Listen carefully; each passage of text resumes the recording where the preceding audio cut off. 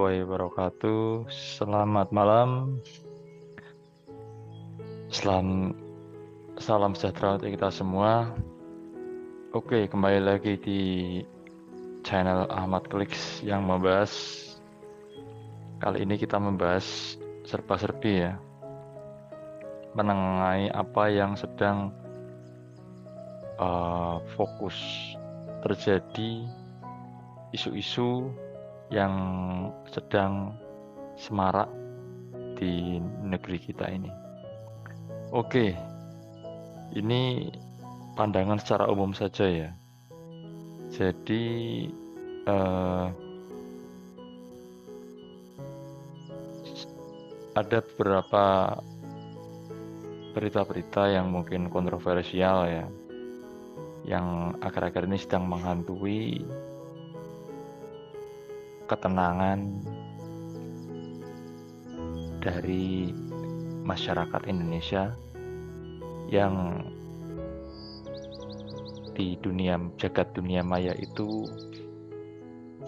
terlihat sangat berbenturan, bergontok-gontokan dan berseberangan ya. Jadi ada banyak kasus ya, ijazah, korupsi, kemudian fitnah ya, fitnah terhadap nasab dan lain sebagainya. Di sini tidak akan dibahas secara umum, secara khusus di masalah tertentu, tapi ini pandangan secara umum saja. Oke ya, jadi permasalahan itu sekali lagi tidak dimulai dari akhir-akhir ini ya. Jadi akar masalahnya sudah jauh. Kalau kita mulai itu bahkan sebelum kemerdekaan ya. Tapi kita bahas yang setelah kemerdekaan.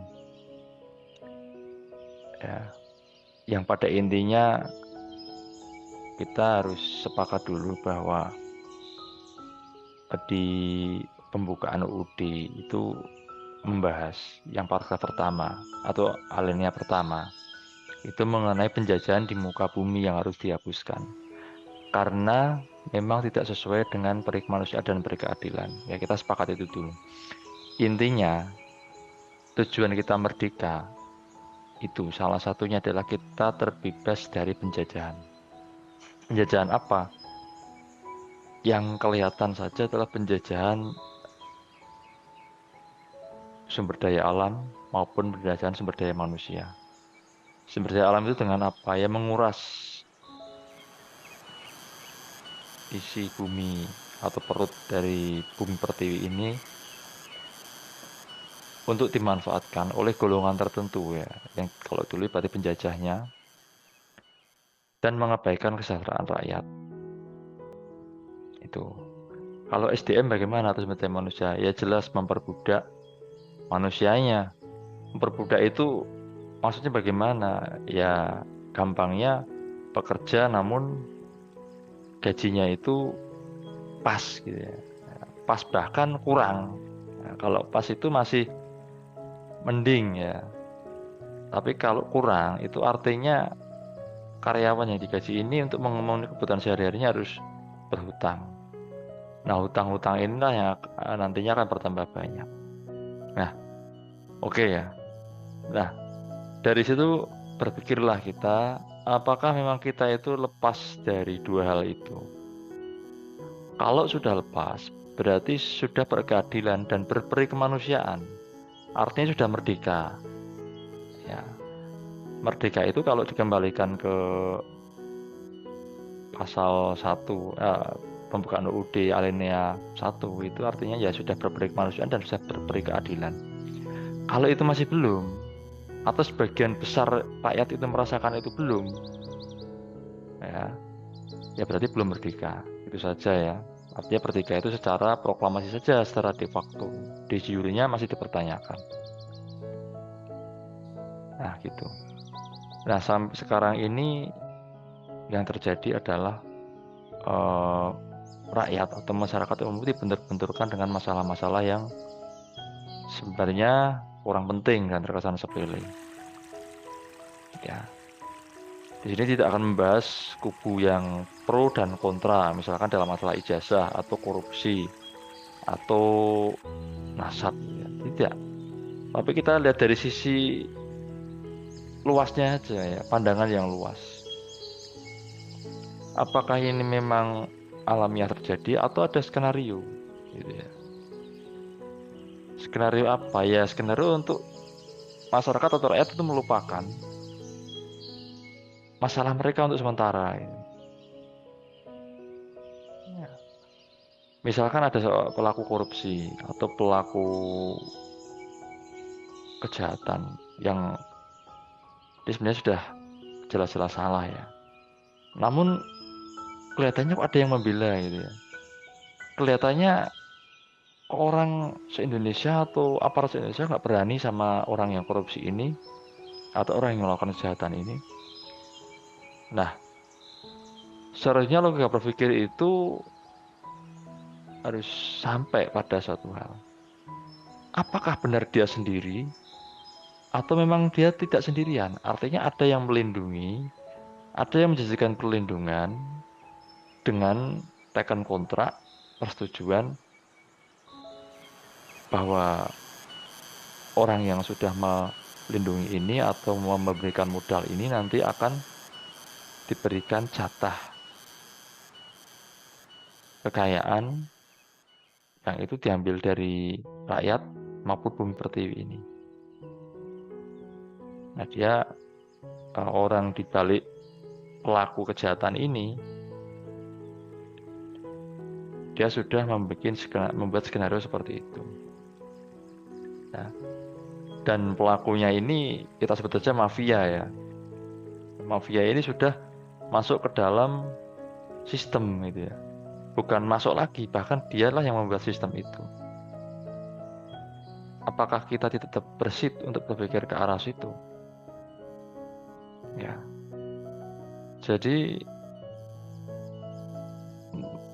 menurut masyarakat, kalau dikatakan sering muncul kalimat hukum itu tumpul ke atas, tajam ke bawah. Nah, apa yang menyebabkan seperti itu?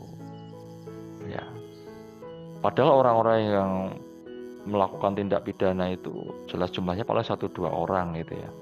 Masih banyak orang yang baik. Kenapa orang baik ini tidak bisa apa-apa?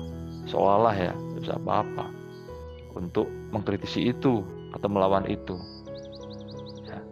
Nah, di sini orang-orang yang mungkin yang kemungkinan besar baik ini ya untuk menegakkan itu akan terhambat dengan sistem negara itu. Sistem negara itu tidak hanya undang-undang, tapi apa? Ya termasuk penegak hukum, termasuk aparat ini. Nah, aparat inilah yang menjadi kunci.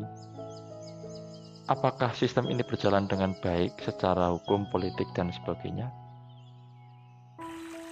Atau memang hanya dimanfaatkan saja untuk melindungi kepentingan mafia tertentu? Apakah kita berlak curiga? Curiga itu sebenarnya tidak tidak disarankan ya. Tapi itu kan manusiawi. Ya. Nah, ini kita perlu cek di situ. Masyarakat silahkan cek. Supaya apa? Supaya kita tahu itu siapa, apa ini permainan apa yang sedang dilakukan oleh para mafia itu terhadap para pejabat di negeri ini, sehingga pejabat itu seolah-olah tega untuk menzolimi rakyatnya. Mungkin pandangan seperti itu. Padahal kita nggak tidak tahu ya. Mungkin pejabat ini juga ada tekanan juga gitu ya. Ada tekanan, ada rayuan, ada godaan dan sebagainya yang menjadikan mereka seperti itu. Apalagi kalau tekanan itu sudah berhubungan dengan nyawa dan keluarga.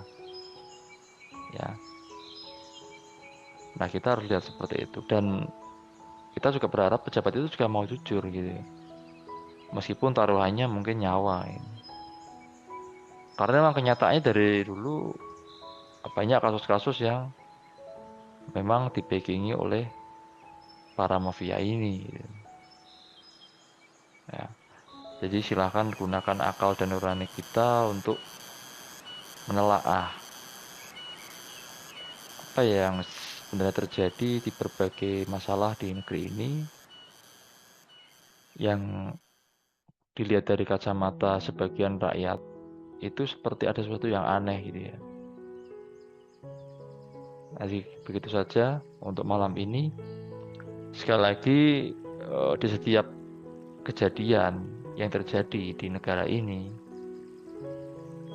kalau itu memang aneh, berarti ada sesuatu yang salah di sistemnya, ada sesuatu yang enggak, atau kontras di sistemnya itu enggak match ini. Nah, itu yang perlu kita lihat. Oke teman-teman, teruslah belajar, teruslah bahagia, dan seperti pesan Cak Nun ya, kita tetap berdaulat, harus memiliki kedaulatan untuk diri kita sendiri. Semoga Allah SWT senantiasa memberikan kita keselamatan, kesejahteraan, dan keberkahan. Selamat malam, salam sejahtera. Wassalamualaikum warahmatullahi wabarakatuh.